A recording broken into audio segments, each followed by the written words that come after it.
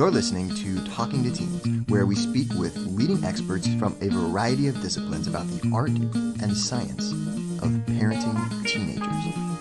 I'm your host, Andy Earle, creator of the Teenage Personality Quiz. Head to talkingtoteens.com for a free PDF explaining how your teenager thinks.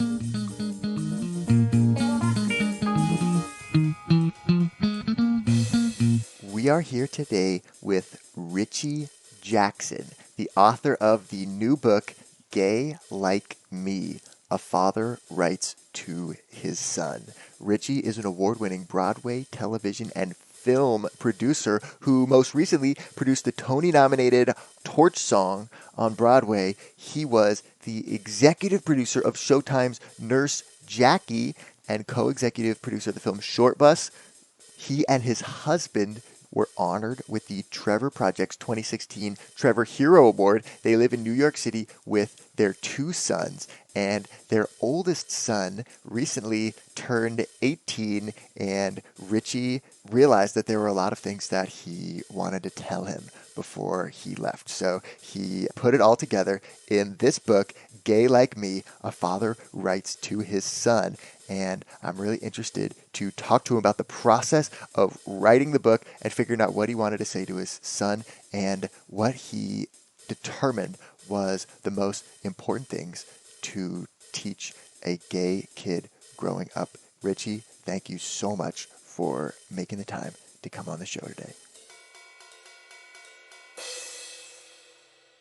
Your background is on Broadway and also in television, producing Nurse Jackie for Showtime.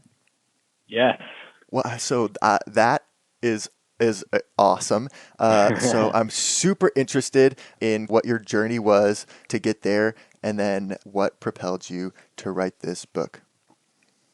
Right. So I had produced Nurse Jackie for 7 seasons on Showtime, and my career was I produced theater and film and had gone to school to be a producer, and that was where my career was. And so when Nurse Jackie ended, I had this idea to write a TV series about an older gay man and a younger gay man who are thrown together as roommates and try to look at how different it is to be gay now versus when I was a teenager in 1983. And I thought the hilarity would ensue.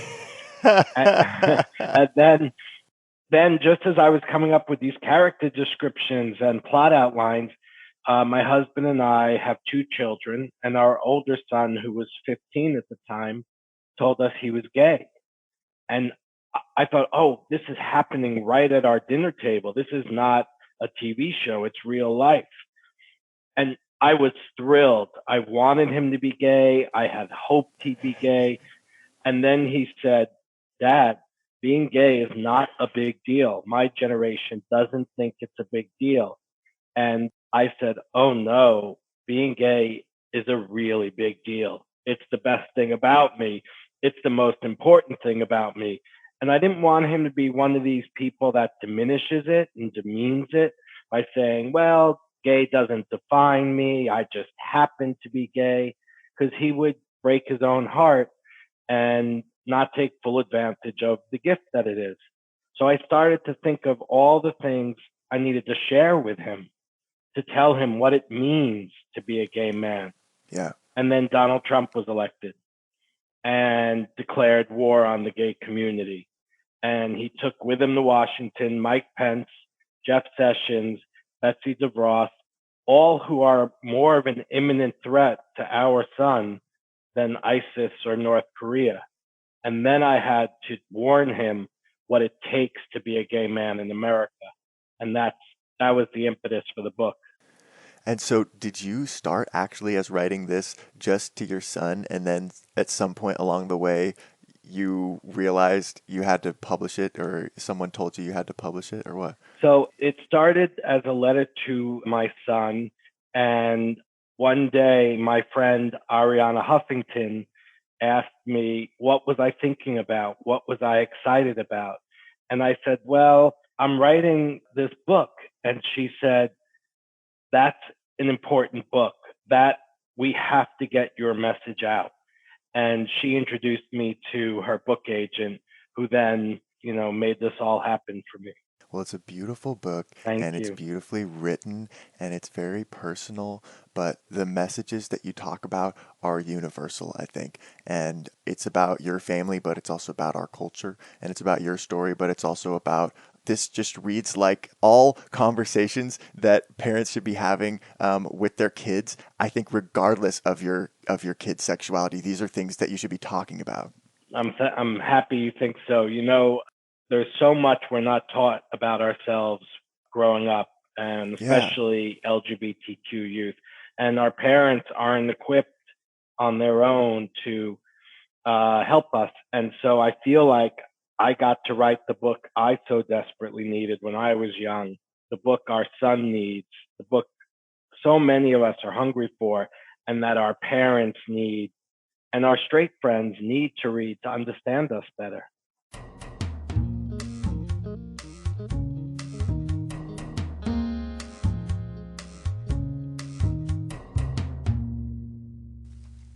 Okay, so talk to me about a play that your mom took you to Yes, called Torch Song Trilogy that you mentioned in this book was kind of a pivotal experience in your life and kind of shaped your trajectory into adulthood. right.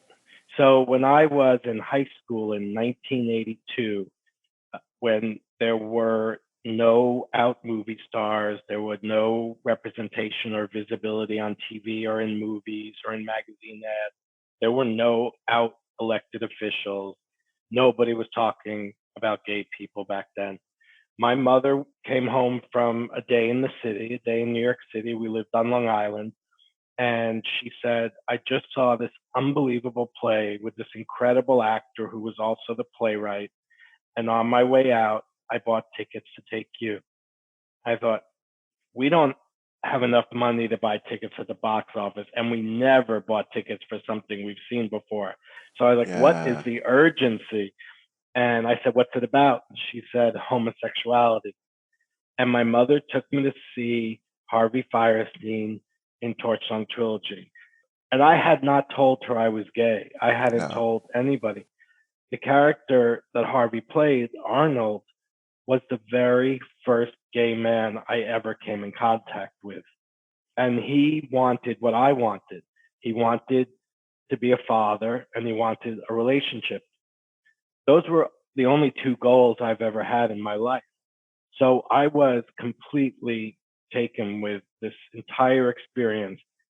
But at the end, the play culminates with the character Arnold having a fight with his mother. And the mother says, had I known you were going to be gay, I would never have had you. And Wow. afterwards, my mother took me to dinner and said, if you ever came home and said you were gay, I would never react like the mother in that play. She used theater as a crystal ball to show me a life that could be possible for me. And my mother had no gay friends, no gay coworkers. It was her own humanity that had her bring me to see this play and introduce me to this world that was going to be my life. And it was a real Yeah. lifeline for me.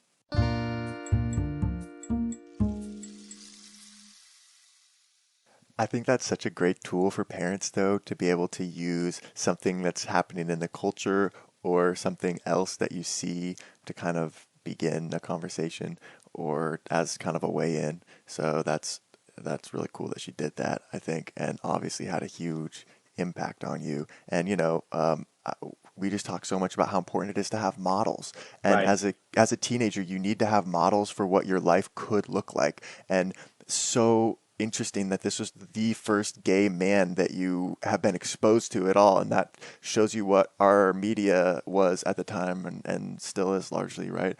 That there aren't models for you to look to of like what could my life be and how could I live my life.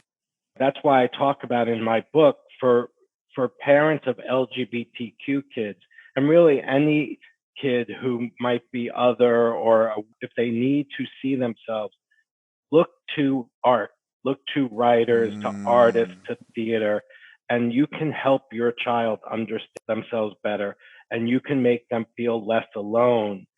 And art teaches you that your otherness is a gift.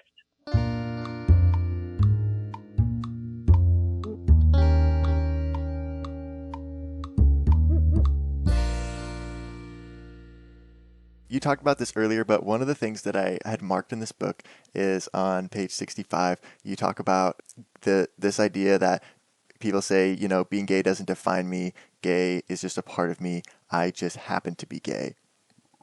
And you say these are all dismissals, rendering gay as incidental, merely matter of fact. Why is this attitude damaging, and why do you hope that your son thinks differently about his identity? That's a very good question. Thank you. Being gay is the best thing about me. And it had everything good in my life has come from my gayness. Everything I think, feel, crave, create comes out of this deep well of my gayness.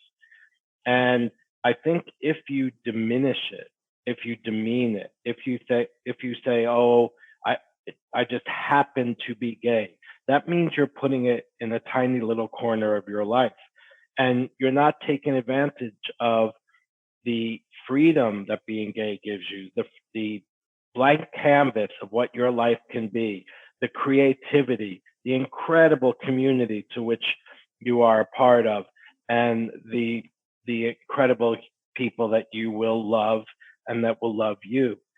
And part of being a strong gay person is not breaking your own heart. It is very hard to be gay in America. You have to have double vision. You have to have a one view. You have to have America's clear-eyed view of how they treat you, how they see you, how you're at battle with the government, how laws don't protect you, how you're not always safe. But in your other view, you have to see your beautiful gayness, your divinity, your vision board for the future, your destiny. And part of being gay is holding those two visions every day and making sure you don't let America's view of you seep in and poison your own special view of your gayness. So if you're demeaning your gayness, if you're belittling it, you're basically doing the work of our adversaries. And I don't want my son to do that. So, if you're a parent, what can you say or what can you do, especially if you feel like your kid is kind of adopting this attitude a little bit, or you notice comments that are sort of negative? What could you say, or what do you think you could do?